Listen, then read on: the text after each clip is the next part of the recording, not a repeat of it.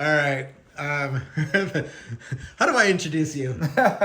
Meron Grivets. You started a Meta augmented reality company long before Mark Zuckerberg bought the name from somebody or copied it or took it over. Um, Thank you for coming. I mean, Hey, you're a thanks, real Robert. Thanks for inviting me. you're a real pioneer in this industry. A lot of people don't know you because they didn't see your early work because it was early, Yeah. right? And it's hard to make it in this world when you're early and you don't have enough money to compete with an Apple, right? Right, of course, of You course. know, Yeah. I remember I told you the night you got $200 million that you're fucked. And I was like, And you still came and Okay. visited me again, so thank you. yeah, no, Robert, we have a legacy, and thank you so much for inviting me. But Now you're that we're a real- building yeah, brain you- chips. I mean, this is my my baby right now. Coming back to my roots, I'm a neuroscience guy, and early on, I realized the brain is a computer and the computer is a brain. One day they're going to merge, right? That was the early understanding. And so everything I do is about predicting, inventing, and kind of designing the market forces that make that great merger happen. And this is really the first brain chip that I think can really scale. Because you hear a lot about brain chips online that are so invasive, they require you to like open a big piece of your skull, cut your dura, shove electrodes in so that you can interact with the computer. But the value prop isn't there yet because, you have to be super paralyzed, or there's all sorts of strong limits. What? There's side effects. There's side effects. It's expensive. It's expensive. You can die, like if you get a hemorrhage or infection if you're in the brain with electrodes. So we created the least invasive BCI, and it goes on the outside of the bone, on top of the bone. And it's a 30-minute outpatient procedure, and it is really a cool piece of tech. So it sits over your brain networks that govern your cognition. Basically, we're starting by helping severely depressed patients that don't react to drugs. And people don't know this, but depression is a cognitive disorder. It's when your rumination gets so strong, that's your default mode network of the brain, and that your cognition gets impacted and you can't focus on the outer world. So depression, is a cognitive disorder. And what we do is we stimulate and we're like a pacemaker for your cognition. We sit there over the center of the cognitive network, listening when it's decreased. And then and for depressed patients, it's decreased. And then we stimulate it back into health. And the mystics knew 3,000 years ago that mental health is all about the balance of your inner world and your outer world. So depressed people are really stuck in their head in that default mode network because of the trauma, because of the, you get hit by a car, God forbid, and you're thinking, oh, that bastard that cut me off in traffic. The voice in your head that ruminates, gets so strong, steals your prefrontal cortical resources away from your ability to focus on the good things in our lives, on this kind of conversation, on a good walk on a beach, whatever. I have a different problem. I have X.com running on that screen behind me. Yeah, and you need your cognition intact for like the 90,000 companies that you're processing over there. I couldn't even look at that thing. Certainly not without our chip to help me focus on it. But yeah, I mean, basically that's what we're doing. We're like a new type of pharma company. The device that we're building is estimated to be 400% more effective than drugs without the side effects. So people that take antidepressants, 50% of men will lose their libido, mental fog, fatigue, suicidality when we switch cocktails. It's because we're blasting the whole brain with chemicals. And then you get the side effects. But if you can very precisely pinpoint the center of the depression network and rebalance it, then you have a whole other story. So that's what it is. And it starts with depression, and then it goes to everything: obsessive compulsive, PTSD, all these other disorders that are fundamentally what we call networkopathies, imbalances of brain networks, which modern neuroscience is saying that's what depression is. It's not a chemical disorder the way we thought. It's a network imbalance. So this thing gets embedded, and it is a pacemaker for these networks. And then you have another cool gadget. This is the magnetic power pod that goes on top of the hair. You can see magnetically, so your scalp will be between these two, and this powers that, and it pulls the data from the implant okay, the data about your depression, and it sends that up to the cloud. Your AI algorithms are processing it and building your baseline for what your mood looks like. And then it gets sent to your psychiatrist. And your psychiatrist now can see your accurate mood graph. And then when you're dipping, they can remotely, like a Tesla over-the-air update, send you the latest FDA-approved prescription that to this device, right? This is the one that sits on your hair for 10 minutes a day when you're having coffee at home. And you get that information on it, and it programs the implant. So that's the future of prescriptions, right? Instead of going to CVS and getting this piece of paper, taking a half day off work, taking a drug that was invented 50 years ago, waiting 6 weeks to know if it even works, you'll may lose your libido, get mental fog. None of that. That's the old world of pharma. This thing, 30-minute outpatient procedure, you're in the hospital, you're out of there right after, and for the rest of your life, your depression is managed on your iPhone. And here's my son, who's autistic. Hey. Hey, Milan, you're on video. And we're looking to that's amazing. We're looking to help all sorts of mental imbalances or now, how much does this how do I get one of these? Let's say I have depression and I have. So you join our clinical trials. We have the very first clinical trial in a new depression stimulation device in almost 20 years. The FDA gave us the first ID approval in almost 20 years since vagus nerve stimulation. So for 20 months, we've been collecting data from a few humans, and we've basically shown that our device beats in terms of efficacy. It's early data and it's small numbers, but it gets people out of their depression faster and lower than transcranial magnetic stimulation, TMS. Wow. TMS is this helmet that you got to go to the hospital for a full month to basically daily get stimulation. And then it's 80% efficacy or 100% response rates nearly. It's an amazing technology, but only 1% of the market can actually go there for a month to the hospital. These are the least motivated patients. So this is like TMS. Hold on a second, because my son is stimming right now. Yeah. And this is the first time I've had him stimming in an interview. Okay. He goes around and he claps and right? And what's he doing right now? And what is, because he's autistic, he's special needs, he's in the middle of the spectrum, right? He's not going to be Bill Gates. So he's not a high functioning autistic. He has fairly interesting issues, right? Almost as nonverbal. When we first learned about him, the doctors thought he would never talk. He obviously is talking now, so he's a miracle child to us. But that's amazing, right? But what is this technology going to do in the future for him and for other people who have different mental conditions that keeps them from being, as smart as you are? Well, I would social as you are. social as I am is better. What I would say is like this. So because he is smart, he knows more about old Godzilla movies than you do, I bet. Exactly. That's why I would be very careful to speak about intelligence, which is very multifaceted. What I would say is TMS, that helmet that you go to the hospital 30 days to get people out of depression, is showing great promise and data when stimulating areas of the brain. For example, the ventromedial prefrontal cortex, which is the area that helps you identify and appropriately react to social cues. So folks with autism simply have it either overstimulated or understimulated.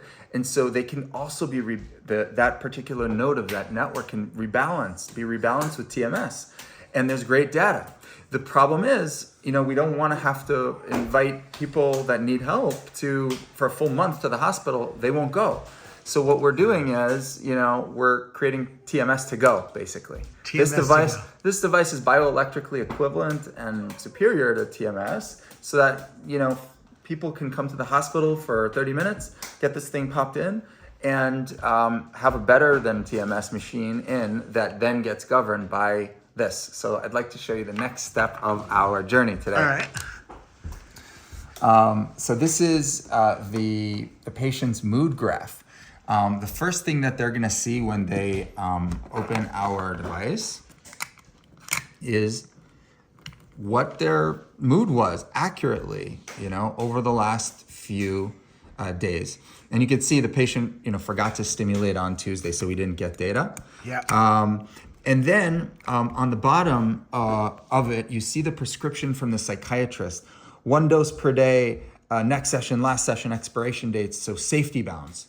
And then on the top, we're going to hit connect to pod, and you're going to see the stimulation pattern changing in this animation, showing you, okay, now my iPhone is connected to the implant. Okay. Yeah. Through Bluetooth or through Bluetooth. Low energy Bluetooth, and so you have your battery levels. You can increase or decrease the intensity of the stimulation depending on what your psychiatrist allows you to do. I mean, in this case, the psychiatrist locked it because they didn't want to create safety bounds. But for some patients, you'll be able to move it up and down. If you're a little bit more blue that day, you might get the ability to go a little bit higher. You can change the duration and move it up and down as well. And then when we're ready, okay, we're gonna slide to turn on the stimulation. Yeah. So now you're actually going to see the pattern change. Again, this is on your hair for 10 minutes a day. And on the device, you can see your real brain networks registered to an fMRI. That's what we want to do in the future, showing you how your network is getting rebalanced. It's going through the stimulation. You can even do a meditation session while you're waiting, right? You might have to put on a Vision Pro and do some meditation. The Vision Pro, by the way, and the Quest 3 have great meditation apps. Absolutely. They really help relax you. Absolutely. And so that's what we think meditation and, healing from depression go hand in hand. So that's why having a meditation session either here or in the Vision Pro while you're stimulating and rebalancing your brain networks can be an empowering feature. And then you finish, you got your stimulation for the day, you got your mood graph, you see on Tuesday that it's actually a increased mood. This is the first accurate mood graph in history that is being built. Okay, traditionally, in order to get an accurate mood graph, you need a certain resolution of brain sensing called high gamma frequency. That's 75 to 105 hertz. Now, to get that, you need to do a full craniotomy, open the skull, put stuff on top of the dura mater, protective sheath around the brain. Super invasive. That's what all the BCI companies are doing, these major craniotomies. Yeah. But we've created, we have an amplifier. 2,000 wires on your brain. Exactly. We're not going to do that. In this case, we're wirelessly interacting with your brain. And inside of the device is the best amplifier in the industry. And it's about 10 times lower noise floor than any other amplifier that is commercially available and in those devices that you had you mentioned. Yeah. And the reason for that is we want to be able to keep that 75 to 105 hertz resolution, which is the requisite resolution for an accurate mood graph, or any other mental health condition you want to try to track, okay? But without cutting into the skull, without cutting the inner table of the skull. Because the moment you kind of cut into the inner table of the skull, patients can, there's a small chance, but they can actually die. And we want no chance of that. Yeah. So when you're on top of the bone, it's more like LASIK surgery, okay? It's more like, it's like a nose job. We take less bone out than a nose job, okay? Yeah. So it's safe. Wireless interaction with the brain is the future. That's the BCI that will really pick up. And this is the first incarnation of that. And I bet you have FDA approval for this, and patents and all of the things. We have all the good stuff, some of the good stuff. I mean, we have the first IDE approval, investigation device exemption approval from the FDA for a new depression stimulation device in 20 years almost. Vagus nerve stimulation was the last novel thing that was done for depression for stimulation, where it's more invasive. You have to you put a device in the chest, you have to cut the coronary artery and shove electrodes up that, and then you're interacting with the vagus nerve and you're rebalancing brain networks indirectly through the peripheral nervous system, through the outside of the brain. And so over the last 20 years, neuroscience has found out what the spots you could stimulate in the brain are, and we figured out how to do it through the skull. So the convergence and the confluence of technologies allows for this, which is the smallest neurotechnology device that we're aware of in terms of a full system that has closed loop.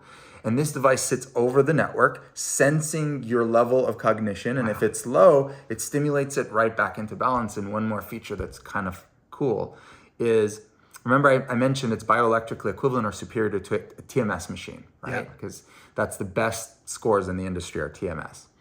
And that's one of these large electrodes is equivalent to a TMS machine. Okay. So you may ask, why do we have 4 of them? And that is because we want to create the most personalized medicine experience in history, whereby we actually, all brain stimulation devices traditionally have an oval or some kind of a linear round shape that when they pulse electricity, it hits the cortex at that shape. So but our brain networks are nonlinear. They're shaped in all sorts of weird ways. The shape of your gyrus is angled in particular ways. How do I create a wireless stimulation that maps to your specific shape of your gyrus and the cortical physiology of your network? Well, that's what beam steering and shaping is about. Got it. So you have 4 of these TMS machine things, and with anodal cathodal gains, you can actually stimulate the brain in a more personalized way, far more than a TMS machine. So I have a feeling there's some AI running inside. There's a lot of AI. There's a lot of AI. There's so many levels of it, and I don't want to throw around that word lightly, but there's the mood graph that it gets personalized to you by studying your own mood and knowing when you're dipping relative to that. So you have to build a baseline. There's a whole lot of AI there. Yeah. And there's this understanding of how do I create stimulation patterns that even the best psychiatrist could have predicted has the best efficacy. And of course, the AI will do a much better job eventually. So we see AI, this is like the future of psychiatry, because a psychiatrist sits there at home. Normally, if a psychiatrist wants to see, 100 patients, like your son and others, they have to block out a whole month, a week, let's say, aggressively, okay? Yeah. So they block off a week and they meet them one by one, and the patient says, I feel X. Yeah. And a lot of times the patient doesn't actually know accurately what they're feeling because their brain is foggier because they have these issues. I was on some of this antidepressant medicine, and my wife was being driven insane. I didn't have, I didn't know what was going on, but my wife said, you got to get off this drug, right? Yeah. It's not good for you. Yeah. And so it takes, this is what is so frustrating, being a depression patient, right? You have to go through, find a psychiatrist who will work with you, who understands you, and then start, working on treatments. And sometimes it takes, months to find them. Months, years sometimes, and you see them once, and then they're backlogged, especially after COVID, by and then so many months. You need to give them a couple months because it takes a couple months for the drug to really start working, right? Right. There's so many latencies inside of this. The world we're in right now is, again, in order to do this, I have to wait 3-4 months to find the psychiatrist, get there. Then I have to take a half day off work, get this piece of paper, go to CVS, get a drug. By the way, SSRIs, these drugs, even the modern ones, are a spin-off of a molecule that was created 50 years ago. So we're using 50-year-old tech, basically. And then over 6 weeks, you're maybe going to know if it works. 50% of men will lose their libido at that time. People will get mental fog, fatigue, and suicidality often when they're switching or testing. 50% of people it will not work for, so they'll have to try another drug and go through this process again. So that's the past of psychiatry. And the future of psychiatry, we believe, is you go to your doctor, in 30 minutes, you pop one of these things under your skin. And for the rest of your life, first of all, not only do you take out the side effects that I mentioned, because you're precisely stimulating the center of the network instead of hitting the whole unintended parts of the brain, which creates side effects. Yeah. But you're also increasing the efficacy dramatically. TMS has been shown to have 465% higher efficacy than drugs. Wow. 465% higher for treatment-resistant depression patients. 17% for drugs versus 79% for TMS. So, you'd think, why isn't the whole world going to TMS? Well, because only 1% of the world of depressed patients can access and go through a whole month in the hospital. Yeah. Right? It's just so hard. So we said, let's take TMS, make it to go, make it super easy, 30 minutes in. And I think at that point, you don't really take drugs. Initially, we're going to go after patients that drugs don't work for. And they're what we call treatment-resistant patients. Yeah. Right? These are the patients that'll do electric shock therapy or TMS. But does this help you with addiction? Because a lot of alcoholics are depressive. Thank you. Yes. First, there's comorbidities between addiction and depression. And so they'll be that way. There's a direct way this helps with addiction. For nicotine cessation, TMS is actually approved as the way to fix it. And later on, other forms of addiction, alcoholism and others are in the pipe. Wow. So TMS is the solution for addiction, that for many forms of addiction, as we're starting to see in the early clinical trials. Again, early data, but really good data. And so, okay, in the future, this device becomes not only for depression, it can expand to anything TMS can do. So now you have an addiction prescription, digital prescription, we call it. You might have a autism, prescription. Yeah. And we envisage a world where if you have both, both of these indications, you might put one in one part of the brain that governs your depression and keeps you in balance, and another in another, which might have, autism sort of modulated as well, and provide balance for, and Wow. addiction. And so, look, This could go a lot of different ways. right? Because you have I toured San Quentin prison. A lot of people in prison have killed somebody, right? That's because their brain isn't the same as yours and my brain. Correct. Right? They have oftentimes, and again, controversial topic, so I can't speak about it neuroscientifically, but I will say that oftentimes people reach desolate situations, either homelessness or other incarceration, due to there's a lot of comorbidity with schizophrenia, for example, right?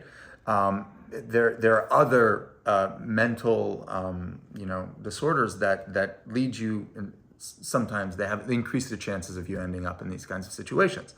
So can we help society at large by helping people remain more balanced, especially if they're in situations where society kind of pushed them there, that they didn't have much of a chance to not be imbalanced mentally, because they've been bombarded with anxiety from poverty for so long that their brains became tired, or and then they became traumas. depressed, or or it reached other disorders. Can we support them with the best technology there is, so that they don't have to use 50-year-old drugs? Can we help them not have to find fancy psychiatrists that they'll never find anyway, and not just get thrown into jail or thrown into mental institutions? Yes, we can, and that's really the mission. Wow.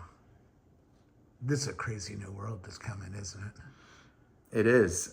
It is, and interestingly enough, if we play our cards right, it's a more peaceful, joyous, and present world. Because all of these network disorders that we listed on our conversation today are fundamentally holding you back from being present and clear-minded when you're talking with another person, or trying to be present with a loved one, or walk on the beach, or your work. You have to be focused and present.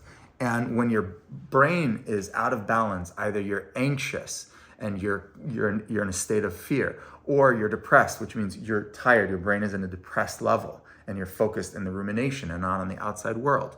Or your obsessive compulsive disorder, which TMS is also approved for, which means you're, obsessively worried about going out to the outer world and all sorts of things. These are all addiction, etc. These are all holding you back from being present with your loved ones, with yourself, with your work, with your mission, whatever that may be. So the world that we can build with technology, by keeping the brain balanced in this way, is a world where those states of joy, presence are more easily accessible.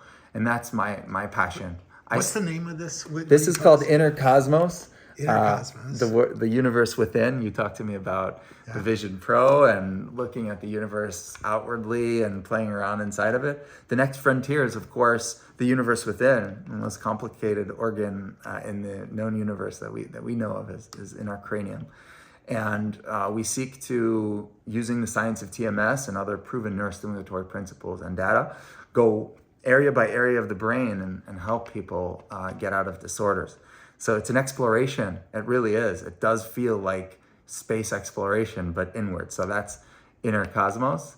And last thing is how I got started. I like you, was diagnosed with in my case, it was ADHD, childhood ADHD. I was 10 years old, almost getting kicked out of school. And my mom scoured the earth, Jerusalem in this case, to find the best neurologist she could possibly find. Took many months. The neurologist never looked at me, never made eye contact, just looked at their pad, at my symptoms, said, here's a pill, a magic pill, If you take it, it'll fix your problem, and just don't tell anybody about it lest it affect your reputation. That's all he told me, and I never saw him again. And I took this magic pill called Ritalin, and within a year I was the head of student council, and within a couple of years I was one of the top students in my school, and then I got into Columbia University. Thank you, Ritalin. It gave me the superpower of a lot of cognitive force and attention. But something really confusing happened to me. Every year as I was going through this, less and less friends. I lost my friends. And I didn't know why. I was more successful, but I was losing my friends. And that really confused me. So by the time I was academically safe at Columbia, I said, I'm going to kick this drug that has all this side effects. It's blasting my whole brain with dopamine. That can't be sustainable, right? And I'm going to study the brain. And what I learned was that when you blast your brain with dopamine, you're hitting an area called the ventromedial prefrontal cortex. We spoke about it earlier in the context of autism. And I was losing my ability to identify and appropriately react to social cues. It's as if you're momentarily, in a state of neurological autism. I mean, it's not an accurate diagnosis, but I had difficulty interacting with humans. This is what people call the zombie effect of these drugs. And so I was like, I'm out. But then something really crazy happened. 25% of the student body at Columbia, some of the most focused people in the world, started taking, asking me for my stash of Ritalin. And I'm like, what the heck is going on here, right? Yeah. These are so focused people. They are willing to accept the side effect of being less social and give up a part of their humanity for what? For what reason? Second year this happened, 40% of people started popping these pills around me in school. 50%. It was growing exponentially. And I realized after reflecting on it years later, these were the first 3 years of Facebook spreading through campus. People could not focus. They could not stay present. You can see this. X is behind you, right? It's distracting. It's distracting. And it's kicking out a lot of dopamine watching that. Right? Exactly. Because our brains haven't evolved for it, right? Our brains evolved in the monkeys. In your cranium, there's a monkey, savanna-like cognitive processing, right? Because 99% of your 0.9% of your evolution, you're in the jungle trying to find your next source of food, your next mate, and avert danger. That's not a lot of cognitive bandwidth. That's actually pretty narrow straw you're sipping through. But that X screen behind there, we read 2 to 3 books of audio-visual information a day in the modern world. So the gap between cognitive, ability, our human ability, and modernity's requirements for cognition is so vast that it's enough, in my belief, this is my personal belief, to make 1 billion people on the planet depressed and another 1 billion people anxious. They're thinking about their body image relative, to their friends in Facebook as teens. They're getting blasted by WhatsApp messages 24 hours a day. We used to have 9 to 5 jobs, and that's when our brains were stimulated, and then you could wind down. You can't wind down anymore. Yep. So like WhatsApp, Instagram, all of these technologies, they're taking away our presence, our ability to sit there and focus and be present. And so we're building this device for the childhood version of me, and all the people in the world who can't focus, like those kids at Columbia. Basically, the world is losing its cognitive, acumen on some level. Yeah. And I wanted to find a way to solve that for myself without having to give up my friend circle, the side effects. Because it's not just Ritalin for ADHD where you give up a part of your humanity. For antidepressants, like you said, right? You have emotional blunting, basically, a side effect, right? So you don't feel the lows as bad, but you also can't feel the highs, the high states of joy and creativity. Yeah. So you're blunted in that way. You're giving up a piece of your humanity. And in anxiolytics, benzos, it's a whole other. So each one of these are kind of doing a deal with the devil. Here, give me a superpower, and I'll give you a part of my humanity. And so, but when you actually stimulate the brain precisely, which over the last 30 years, humanity has discovered how to do, and this device is kind of the, we think of it as the iPhone of that. We're collecting all the best sensors and ways to stimulate precisely without cutting into the skull or the brain. Then you can actually start to play these brain networks like a piano and help people stay in balance and help defend them against this overload of cognition. Now, if I had this, would I stop being interested in looking at X? No, on the contrary, you'd just be able to be more present with it. You wouldn't get tired, as you told me, after half an hour of looking at that. Yeah. You wouldn't get tired. You'd be able to actually open more tabs on that. And the quality of presence that you'd be able to offer each one of those, links is much higher. And most importantly, and this is probably the take-home message, when your child comes in and wants some attention, and and Mariam comes in and wants to have a discussion, you're able to segregate and shut that off for a moment and be present here and not be exhausted and not be drained, and you can really be with them. And that's the ultimate power of being able to modulate the cognitive control network. Okay, first we're getting people out of depression because they're the people with where their cognition is most impacted. It's tired, basically. But eventually, we're going to be able to help people stay more present in the world. Maybe people with ADHD, maybe people with autism, maybe people with PTSD. We could talk for hours. We've already gone 30 minutes and it's Oh, really? That felt like 5. Yeah. Man, Because it's an interesting topic, right? It's crazy. Yeah. Thank you. Where do we learn more about this? And I'm going to have more of you on Twitter Spaces or X Spaces. Oh, sure. Anytime. So that we can go more in depth, because this whole genre of devices requires a lot more understanding, right? Because most people don't understand their brain, how it works. I don't. You've taught me more in an hour about how my brain works or how my son's brain works than I've learned in other places. So thank you. Where do I learn more? InnerCosmos.io. So that is our website, and we're going to have a lot of news coming out in the next few weeks. Really, we've been implanting these in humans and showing results that are so exciting to be able to, so promising to be able to share. Initial small numbers, but it's getting life-changing. It is really helping people's lives, and so I'm excited. We'll stay tuned.